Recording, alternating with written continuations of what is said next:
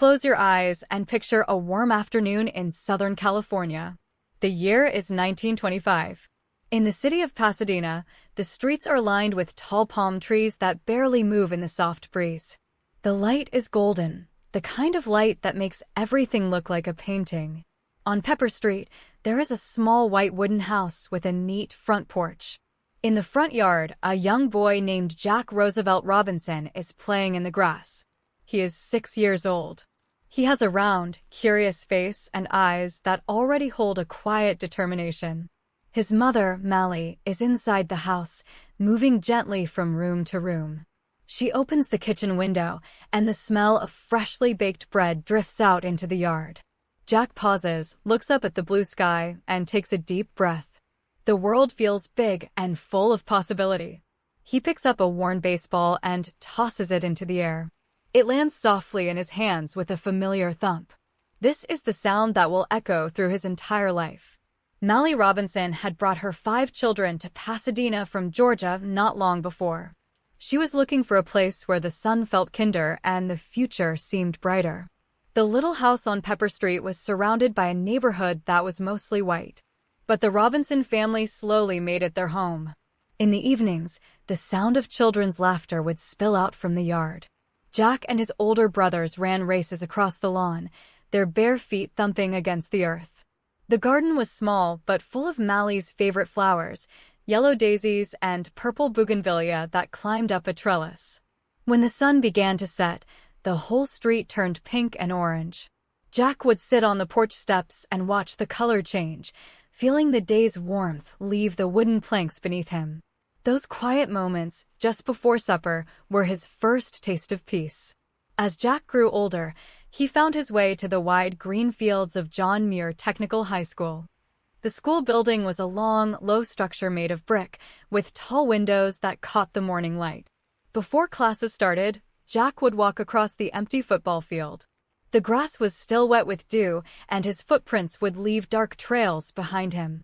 He was not yet the athlete everyone would later know. He was just a boy who loved the feeling of his muscles stretching, his lungs filling with cool air. The quiet of the early morning was his companion. Sometimes he would stop and listen to the birds singing in the eucalyptus trees that lined the edge of the field. Everything was still. In those moments, he wasn't thinking about records or victories. He was simply present, breathing, being. After school, the sports fields came alive with activity.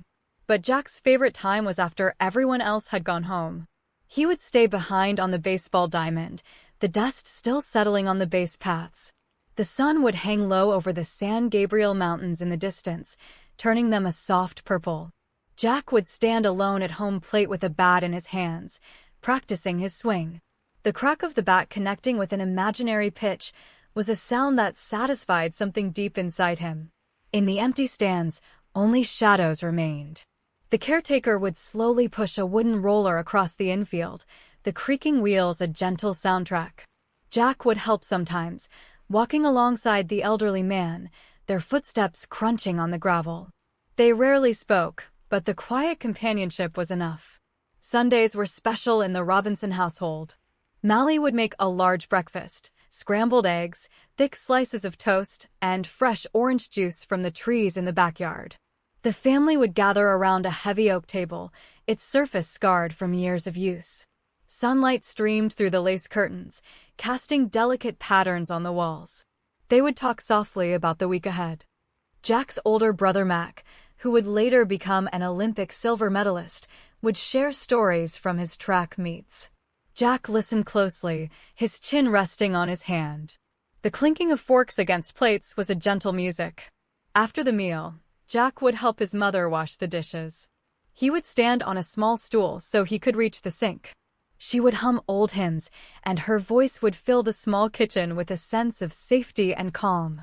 When the afternoon heat became too strong, Jack would retreat to a shady spot under the large pepper tree in the backyard. That tree was his refuge. Its feathery leaves filtered the sunlight into 1,000 tiny speckles of gold on the ground. He would lie on his back and watch the patterns shift with the breeze. Sometimes he brought a book, but often he simply rested, letting his mind wander. He dreamed of faraway places and of being a man who could take care of his family. A neighbor's cat, a gray tabby, would often curl up next to him, purring softly. The distant sound of a lawnmower hummed like a lullaby. Time seemed to slow down under that pepper tree. The world outside Pasadena might as well have been a different universe. As night fell, young Jack would climb the creaky stairs to his small bedroom. The room had a single window that faced west. He would kneel by his bed and say his prayers, just as his mother taught him. Then he would lift the window open, letting the cool night air fill the room. The stars were impossibly bright in the California sky. He would trace the constellations with his finger on the windowpane, the Big Dipper, Orion's belt. The neighborhood was silent except for the occasional bark of a distant dog. Jack would climb under the thin cotton sheets, still warm from the day's sun. He would close his eyes and picture the baseball field, the green grass, the dust, the swing of the bat. In his dreams, the crack of the ball was always perfect. And outside, the palm trees would sway gently, keeping watch over the little white house on Pepper Street. The University of California, Los Angeles, in the late 1930s, was a place of quiet academic beauty. The buildings were designed in a Romanesque style, with red brick walls, arched windows, and terracotta roof tiles that glowed in the afternoon sun. When Jack arrived as a student, he carried a small suitcase and a heart full of hope. The campus was spread across rolling green hills. Tall eucalyptus and sycamore trees lined the main pathways, their leaves rustling like soft whispers. Jack would walk to his classes in the early morning, the air cool and fresh, carrying the scent of the Pacific Ocean just a few miles away. He often stopped by the botanical garden, where a small pond reflected the blue sky. Ducks glided silently across the water. It was a place to gather his thoughts before the busyness of the day began. He was not just a student. He was a seeker of something he could not yet name. Jack quickly became a star athlete at UCLA, participating in 4 sports: football, basketball, track, and baseball. But the moments that mattered most to him were not the roaring crowds. They were the silent, solitary hours of practice. The baseball field at UCLA was a simple, open space with wooden bleachers and a view of the Santa Monica Mountains in the distance. In the late afternoon, long after his teammates had left for the day, Jack would stand at second base, fielding imaginary ground balls. He would practice his footwork, the dirt crunching beneath his cleats. The setting sun would paint the mountains in shades of lavender and gold. He would pause, rest his glove on his hip, and just look at the horizon. The world felt infinite. Each breath he took was steady and unhurried. This was his meditation, his way of finding balance in a life that was beginning to move very fast. The library at UCLA was one of Jack's secret refuges. The main reading room was a vast space with high vaulted ceilings and tall arched windows. Long oak tables stretched across the polished floor, each one lit by a small brass lamp with a green glass shade. Jack would find a quiet corner, often by a window overlooking a courtyard filled with roses. He would open his textbooks and read, the soft turning of pages the only sound around him.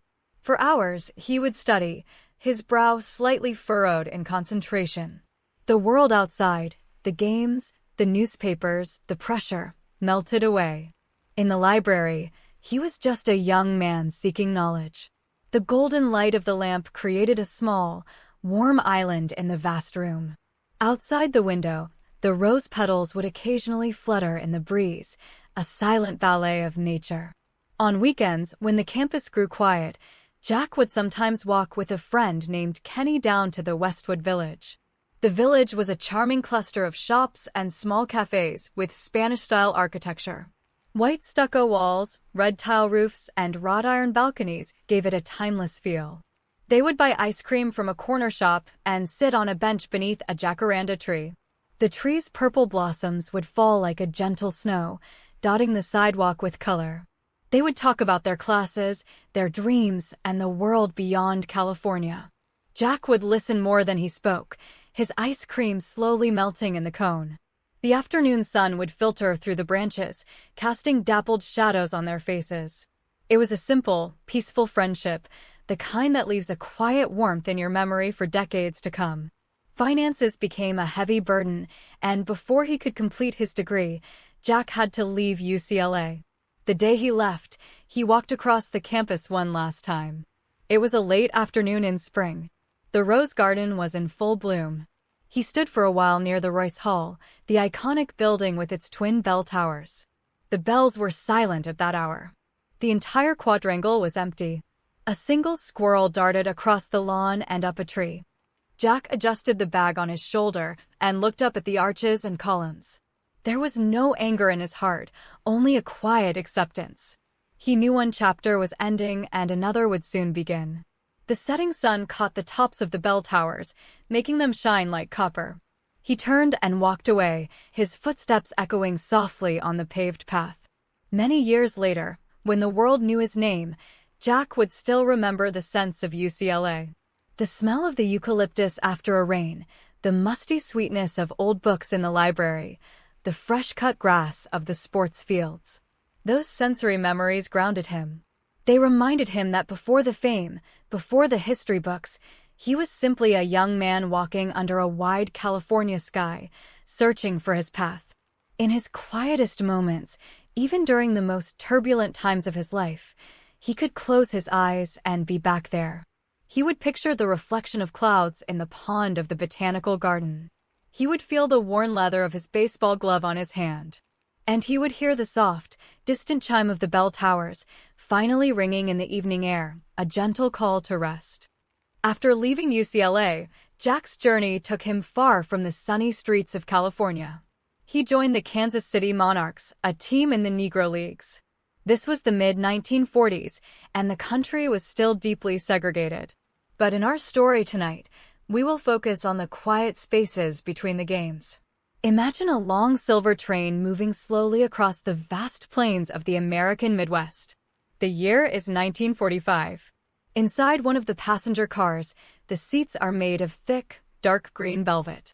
The window is slightly open, and a warm summer breeze carries the smell of freshly cut hay from distant fields. Jack sits by the window, a book resting in his lap. The pages flutter softly.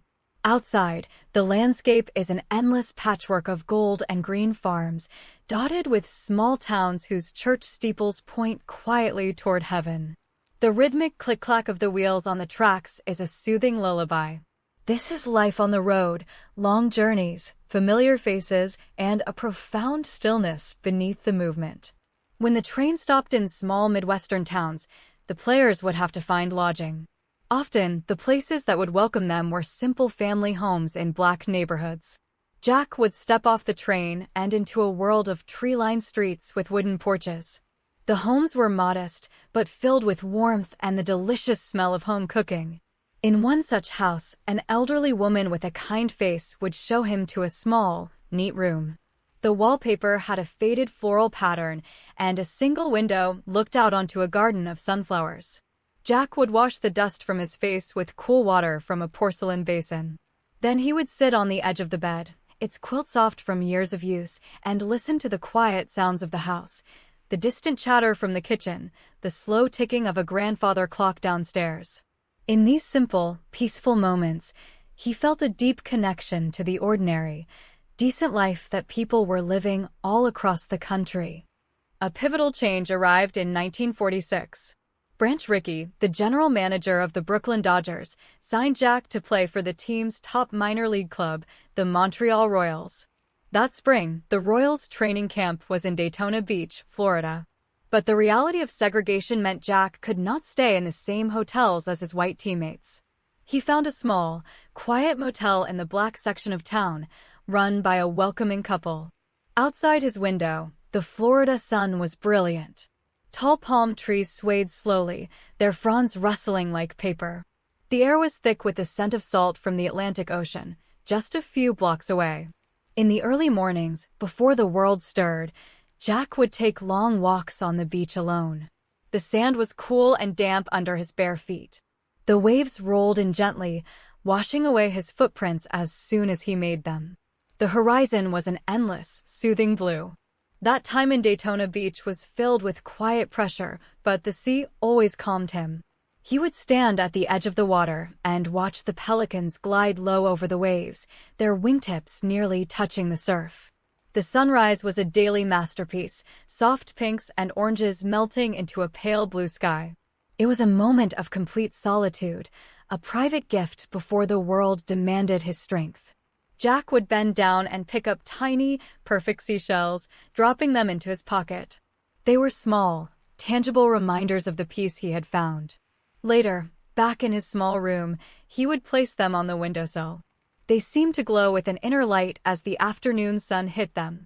When he finally put on his Royals uniform and headed to the ballpark, he carried that oceanic stillness within him, a quiet armor against whatever the day might bring. Montreal, Quebec, was a revelation. The city welcomed Jack with open arms. For the first time in his professional career, he could live in the same neighborhood as his teammates. The Royals played at de Lorimer Stadium, a cozy ballpark in a residential part of the city. Jack and his wife Rachel found a small apartment on a tree-lined avenue. The building had a winding iron staircase outside, and from their window, they could see the leaves of maples beginning to turn orange and red as autumn approached. In the evenings after the games, they would walk hand in hand through the quiet streets. The air was cool and crisp, carrying the scent of burning wood from fireplaces. Old-fashioned streetlights cast a warm amber glow on the pavement. Jack would tell Rachel about the game, his voice low and reflective. They would stop at a small cafe for a cup of hot tea, watching the city slowly tuck itself in for the night. The ballpark itself became a sanctuary. Before the fans arrived, Jack would often sit alone in the empty stands, looking out at the perfectly manicured field. The grass was an emerald green. The infield dirt was a smooth, dark brown, perfectly raked. The white chalk lines seemed to glow in the late afternoon sun. It was a geometrical masterpiece, silent and waiting. He would breathe in the smell of the grass, the leather of his glove, the pine tar on his bat. In the distance, he could hear the faint sounds of the city, a church bell tolling the hour, children laughing in a nearby schoolyard. This was the quiet before the storm, but it was not a tense quiet. It was a comforting, familiar one. It was the canvas upon which his daily work of excellence would be painted. And in those solitary moments, Jack was not a symbol. He was simply a man preparing his tools.